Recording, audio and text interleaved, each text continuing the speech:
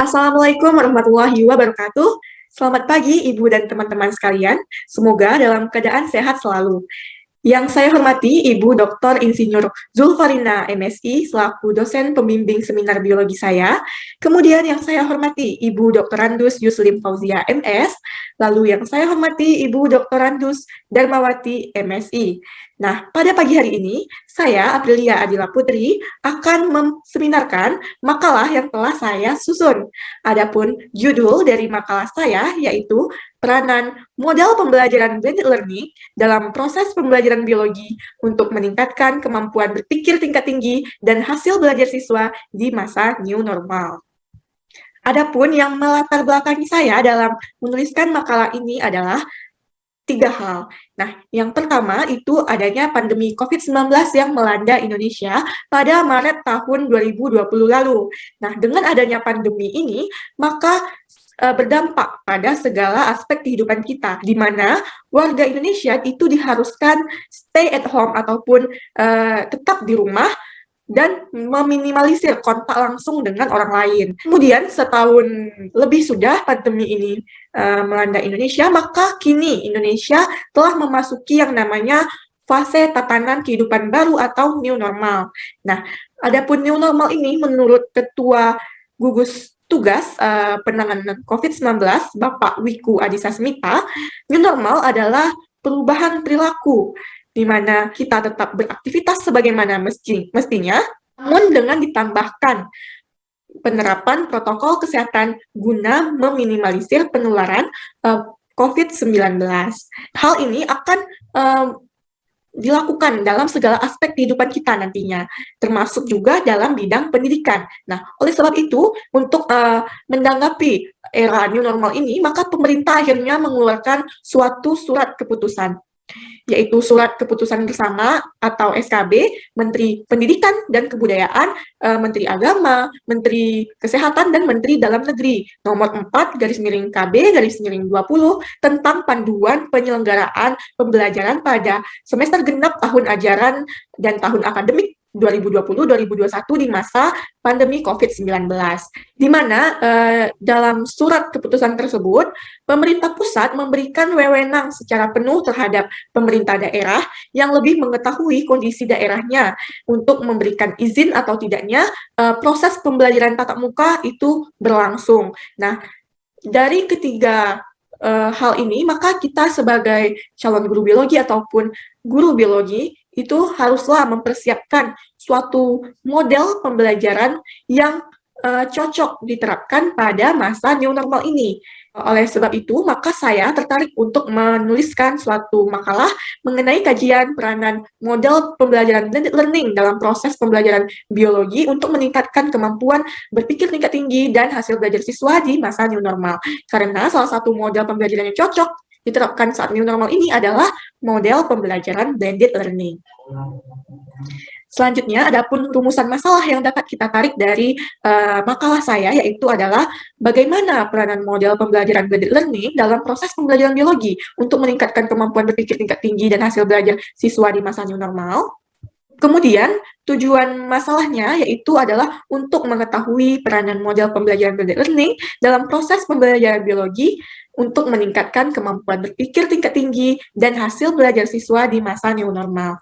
Nah, adapun manfaat dari penulisan ini yaitu adalah untuk membantu pembaca, khususnya guru biologi, dalam memahami peranan model pembelajaran blended learning untuk meningkatkan kemampuan berpikir tingkat tinggi dan hasil belajar siswa di masa new normal, sehingga pembelajaran di masa new normal ini dapat menjadi lebih efektif dan bermakna dilakukan. Selanjutnya masuk ke bab pembahasan. Nah, pertama-tama saya akan menjelaskan mengenai pengertian dari blended learning. Nah, jadi dari asal katanya, blended learning itu berasal dari bahasa Inggris, yaitu kata blend dan learn, di mana blend itu berarti campur, lalu blended berarti campuran, dan learn itu berarti belajar. Jadi secara bahasa, blended learning itu adalah pembelajaran campuran. Lalu menurut para ahli, yaitu Lestari dan Siskandar tahun 2020, mengatakan bahwa blended learning itu adalah pola pembelajaran campuran antara pembelajaran tatap muka maupun secara daring.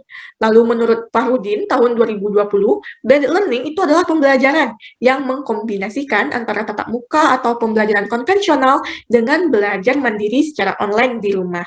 Nah, dari semua pengertian itu dapat saya simpulkan bahwa blended learning itu adalah suatu model pembelajaran yang memadukan pembelajaran tatap muka dengan pembelajaran secara online atau e-learning. Jadi integrasi antara pembelajaran tatap muka dan pembelajaran online inilah yang disebut dengan pembelajaran blended learning. Selanjutnya masuk ke karakteristik dari blended learning. Menurut Ruchi dan Sunita tahun 2015, ada 4 karakteristik dari blended learning. Yang pertama yaitu kombinasi proses pembelajaran, di mana dalam blended learning itu guru dapat menggabungkan berbagai model, gaya, dan penggunaan media pembelajaran dalam proses pembelajaran tersebut. Nah, selanjutnya, yang kedua adanya kombinasi ruang belajar. Jadi dalam blended learning itu ada kombinasi antara belajar secara online dengan belajar secara tatap muka dengan guru. Selanjutnya, yang ketiga, efektivitas. Nah, dalam model pembelajaran blended learning itu mengedepankan efektivitas dari cara penyampaian, cara belajar, dan cara gaya pembelajaran tersebut. Jadi seorang guru itu harus tahu materi mana yang cocok diajarkan secara tatap muka dan materi mana yang cocok diajarkan secara daring, seperti itu. Jadi harus efektif dalam proses pembelajarannya.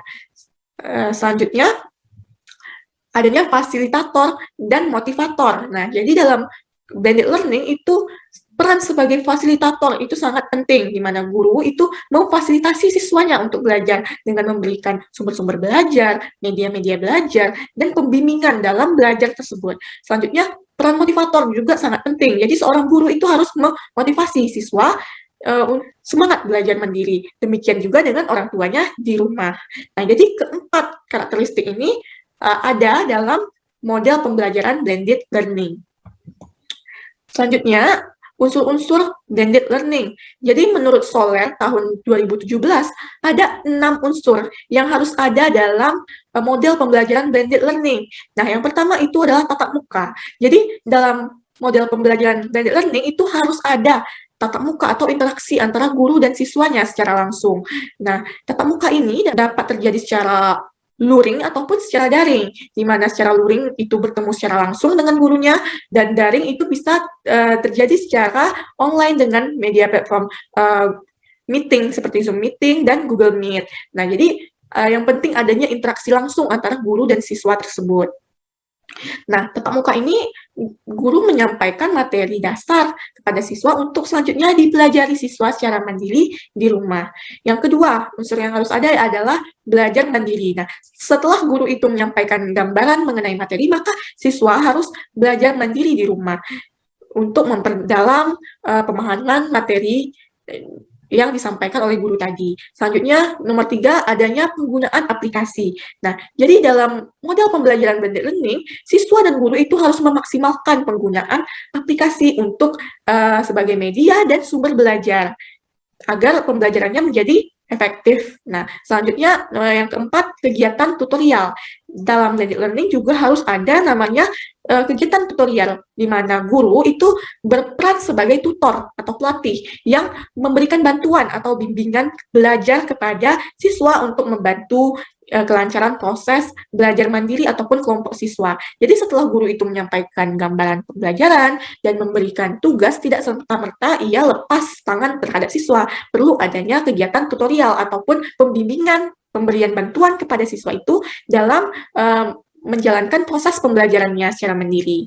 Nah, selanjutnya unsur yang kelima adanya kerjasama atau kolaborasi. Nah, dalam model pembelajaran blended learning itu harus ada kerjasama antara guru dengan siswa dan siswa dengan siswa. Nah, jadi kerjasama ini dapat terjadi secara online ataupun offline, di mana secara online itu kita dapat menggunakan aplikasi-aplikasi seperti chat dan Google Classroom ataupun email seperti itu. Jadi tetap harus ada jalinan komunikasi atau interaksi yang baik antar siswa dengan guru dan siswa dengan siswa yang lainnya. Selanjutnya unsur keenam yaitu evaluasi. Nah, dalam blended learning itu evaluasinya lebih didasarkan kepada proses dan hasil belajar siswa, di mana dalam blended learning ini kita dapat menggunakan evaluasi dari portofolio, dari penilaian diri, penilaian sejawat, dan penilaian konvensional lain seperti tugas dan kuis.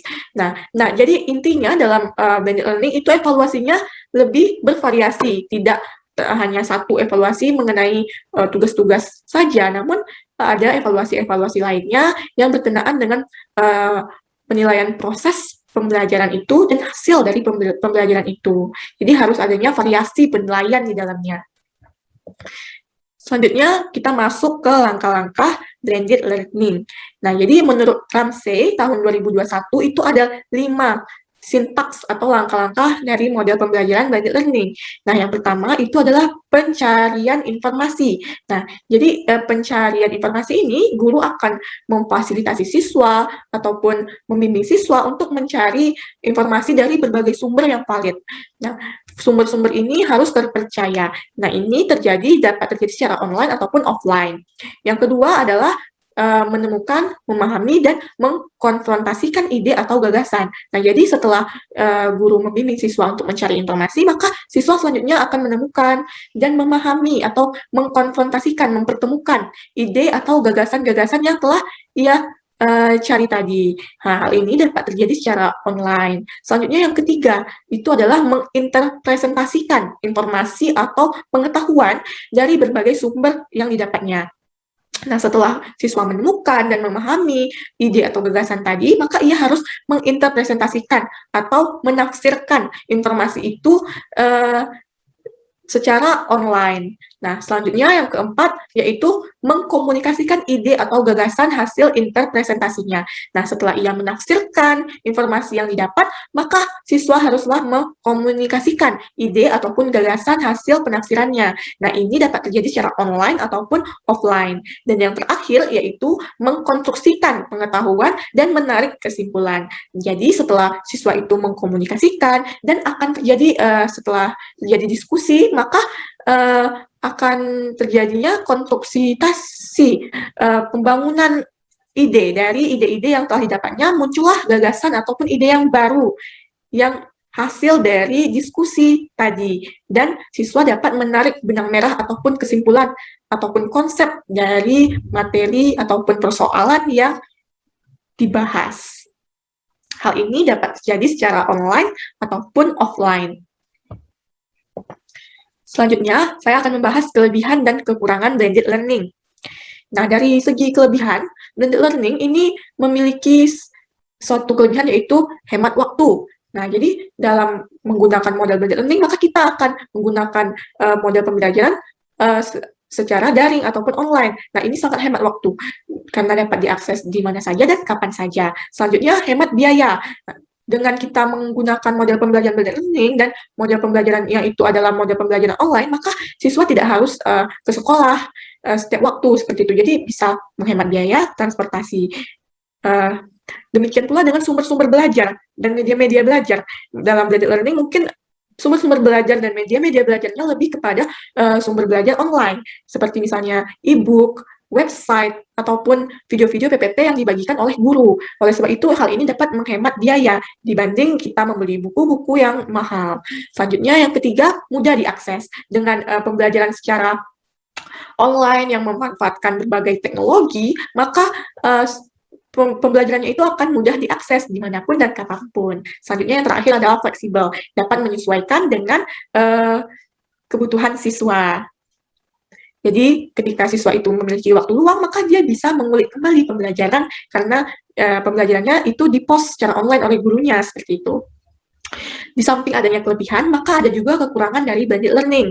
Nah, yang pertama itu sulit diterapkan apabila sarana dan prasarananya tidak mendukung. Misalnya, siswa itu tidak memiliki gadget, smartphone, ataupun komputer yang mendukungnya untuk melakukan pembelajaran secara online. Maka ini akan sulit untuk diterapkan. Yang kedua, tidak meratanya fasilitas yang dimiliki peserta didik. Nah, ini sama halnya dengan yang saya sebutkan tadi ya. Nah, yang ketiga, akses internet tidak merata di setiap tempat. Nah, seperti yang kita ketahui dalam blended learning yang dominan pembelajaran secara daring itu maka perlu adanya akses internet yang stabil. Namun faktanya di Indonesia ini tidak semua tempat itu memiliki akses internet yang stabil. Oleh sebab itu sulit untuk diterapkan apabila kita melakukan pengajaran di daerah-daerah yang terpelosok khususnya seperti itu. Baiklah, selanjutnya saya akan membahas keterampilan berpikir tingkat tinggi atau High Order Thinking Skill, disingkat dengan HOTS. Nah, jadi menurut ahli yaitu Resnick tahun 1987, keterampilan berpikir tingkat tinggi ini merupakan proses berpikir kompleks dalam menguraikan materi, membuat kesimpulan, membangun representasi, menganalisis, dan membangun hubungan dengan melibatkan aktivitas mental yang paling dasar. Menurut Edi, keterampilan berpikir tingkat tinggi adalah kemampuan peserta didik dalam memadukan pembelajaran dengan perihal lain yang belum diajarkan sebelumnya. Jadi, berdasarkan pengertian tersebut, keterampilan berpikir tingkat tinggi adalah keterampilan siswa dalam mengkonstruksikan atau membangun suatu ide baru dari suatu ide atau gagasan yang telah ia dapatkan sebelumnya. Nah, menurut Subroto tahun 2018, peserta didik yang telah mencapai level HOTS, maka ia akan mampu menerapkan pengetahuan secara kritis dan kreatif yang pada akhirnya akan menghasilkan suatu penyelesaian masalah. Nah, dapat kita lihat pada gambar 3, itu merupakan aspek keterampilan berpikir tingkat tinggi menurut Subroto tahun 2018. Nah, yang pertama-tama adanya transfer knowledge atau transfer pengetahuan dari guru ke siswa. Kemudian, dengan kemampuan berpikir tingkat tinggi, maka siswa itu akan mampu berpikir critical and creative thinking, berpikir kritis dan kreatif, dan kemudian akhirnya akan mampu memecahkan suatu masalah atau problem solving. Nah, itu dia aspek keterampilan berpikir tinggi menurut Subroto. Nah, selanjutnya level cognitive Bloom. Menurut level cognitive Bloom, keterampilan itu dibagi menjadi dua, yaitu keterampilan tingkat tinggi dan keterampilan tingkat rendah.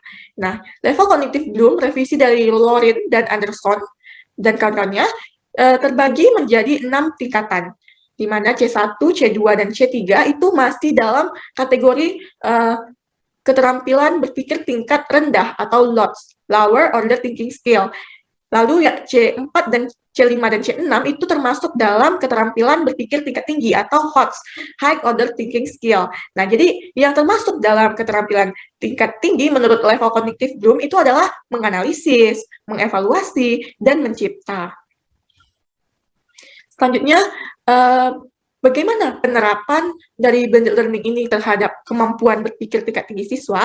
Nah, jadi untuk menjawab ini, maka saya mengulik penelitian terdahulu. Nah, seperti penelitian yang dilakukan oleh Contessa tahun 2019. Nah, pada penelitian Contessa itu menyatakan bahwa blended learning berpengaruh terhadap high order thinking skills siswa pada pembelajaran ekologi kelas 10 SMAN 3 Bandar Lampung. Nah, dalam penelitian Contessa, nilai rata-rata post-test kelas eksperimen yang menggunakan model pembelajaran blended learning itu mencapai 86,55, sedangkan nilai rata-rata post-test kelas kontrol yang tidak menggunakan model pembelajaran blended learning hanya mendapat nilai 65,13. Nah, jadi lebih tinggi nilai post-test kelas eksperimen. Selanjutnya, penelitian yang dilakukan oleh Waisah tahun 2020 dengan menggunakan model POE atau Predict, Observe, Explain dengan sistem pembelajaran blended learning. Dia mengatakan model ini berpengaruh terhadap high order thinking skill siswa lebih tinggi dibandingkan peserta didik yang diajar dengan model pembelajaran kooperatif START. Nah, dapat dilihat pada tabel, itu kelas eksperimen, rata-ratanya atau meannya berturut-turut adalah 73,58, dan post-testnya 74,93. Sedangkan pada kelas kontrol yang menggunakan model pembelajaran kooperatif START tadi hanya mencapai 66,56 dan post-test 55,46. Dan dapat kita lihat juga nilai maksimal yang dicapai oleh siswa pada kelas eksperimen itu adalah 93,75 dan 99. Sedangkan pada kelas kontrol itu 87,5 dan 91. Nah, jadi lebih tinggi nilai yang diperoleh pada kelas eksperimen dengan menggunakan model pembelajaran blended learning tadi dibanding dengan model pembelajaran kooperatif START. Nah, dari kedua penelitian ini kita dapat menyimpulkan bahwa blended learning itu berpengaruh positif terhadap kemampuan berpikir tingkat tinggi siswa, yaitu dapat meningkatkan kemampuan berpikir tingkat tinggi siswa. Selanjutnya, hasil belajar. Nah, dari pengertiannya, menurut Sanjaya tahun 2020, hasil belajar itu adalah suatu proses aktivitas mental seseorang dalam berinteraksi dengan lingkungannya, sehingga menghasilkan perubahan tingkah laku yang bersifat positif, baik perubahan dalam aspek pengetahuan, sikap, ataupun psikomotor. Lalu ternyata ada faktor-faktor yang mempengaruhi hasil belajar. Menurut Slameto 2003 terbagi menjadi dua golongan faktor, yaitu faktor internal dari dalam diri siswa dan faktor eksternal dari luar diri siswa. Faktor internalnya meliputi motivasi belajar, perhatian, dan cara belajar siswa. Sedangkan faktor eksternalnya itu meliputi metode pembelajaran, media pembelajaran, serta interaksi siswa dengan lingkungan. Lalu bagaimana penerapan blended learning ini terhadap hasil belajar siswa? Maka dapat saya jawab dengan mengulik kembali penelitian-penelitian terdahulu, yaitu di sini saya beri contoh penelitian yang dilakukan Anggraini tahun 2018 di SMAN 9 Pontianak.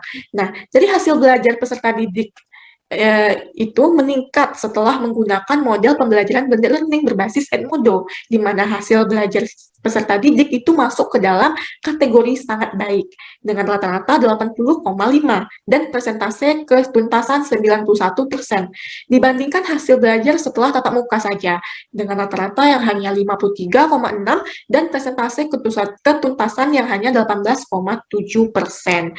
Nah, jadi dalam penelitian Anggra ini juga menyatakan bahwa hasil belajar siswa itu meningkat setelah penerapan model pembelajaran blended learning. Lalu selanjutnya penelitian oleh Rido tahun 2019. Rata-rata hasil belajar siswa kelas yang menggunakan model pembelajaran blended learning atau kelas eksperimen itu lebih tinggi dibanding rata-rata hasil belajar siswa dengan model pembelajaran konvensional atau kelas kontrol. Dapat kita lihat pada tabel 2. Di situ kelas eksperimen rata-ratanya adalah 75,46, sedangkan kelas kontrol itu rata-ratanya hanya 63,19. Jadi dalam penelitian Rido juga dapat kita tarik kesimpulan bahwa penggunaan model pembelajaran blended learning itu dapat meningkatkan hasil belajar siswa. Selanjutnya, new normal. New normal itu menurut pengertian para ahli adalah di sini menurut Jarwati dan Priskawati adalah kehidupan masyarakat secara normal dengan tetap melakukan berbagai kegiatan, namun dengan pola hidup yang menerapkan protokol kesehatan untuk mencegah penyebaran COVID-19. Lalu pemerintah harus membangun hubungan yang baik atau humanis dengan masyarakat meskipun dengan aktivitas antar masyarakat yang tentunya harus less kontak. Ini menurut Nugroho tahun 2020. Nah, jadi new normal itu adalah suatu kehidupan masyarakat secara normal dengan tambahan menerapkan protokol kesehatan di dalamnya. Nah, pada gambar 5 itu saya tampilkan ilustrasi mengenai new normal. Selanjutnya, bagaimana penerapan blended learning ini dalam proses pembelajaran di masa new normal? Nah, jadi pembelajaran di sekolah itu sekarang telah memasuki pembelajaran normal dengan dikeluarkannya surat edaran Menteri tadi ya, sehingga diperlukannya penerapan sistem pembelajaran yang dapat memadukan pembelajaran daring maupun luring, namun tetap menerapkan protokol kesehatan. Salah satu model pembelajaran yang dapat diterapkan adalah pembelajaran blended learning. Berikut ilustrasi pembelajaran tatap muka dengan penerapan new normal. Pembelajaran tatap muka ini juga dapat dikombinasikan dengan pembelajaran daring, itulah yang dinamakan dengan blended learning. Nah, lanjut penerapan blended learning di masa new normal ini menggunakan berbagai media online, baik secara sinkronus ataupun asinkronus. Itu menurut Dawan tahun 2020. Nah, jadi ada 4 ruang belajar blended learning menurut Cheiruman dan Maudiarti tahun 2018. Itu ada 4 ruang belajar blended learning ini, yaitu ada sinkron secara langsung, contohnya itu pembelajaran tatap muka di kelas. Kemudian ada sinkron secara virtual, yaitu adalah pembelajaran langsung dengan tatap maya, seperti menggunakan Zoom ataupun Google Meet. Kemudian ada asinkron kolaboratif. Nah, asinkron kolaboratif ini adalah pembelajaran online secara bersama dengan orang lain, dimanapun dan kapanpun. Jadi, komunikasi belajar secara daring. Nah, selanjutnya asinkron mandiri. Nah, pembelajaran asinkron mandiri ini adalah pembelajaran online secara mandiri. Lalu masuk ke manfaat penerapan blended learning dalam proses pembelajaran biologi di masa new normal.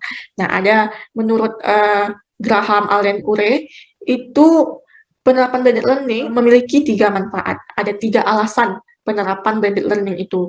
Yang pertama, pengembangan pedagogik, peningkatan akses dan fleksibilitas, dan yang terakhir efektivitas biaya.